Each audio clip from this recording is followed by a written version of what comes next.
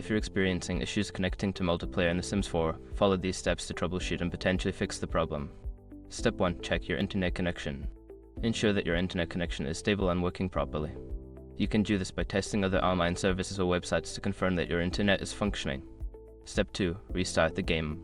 Close The Sims 4 completely and restart it. Sometimes, a simple restart can resolve connection issues and refresh the game settings. Step 3. Update the game. Make sure that The Sims 4 is updated to the latest version.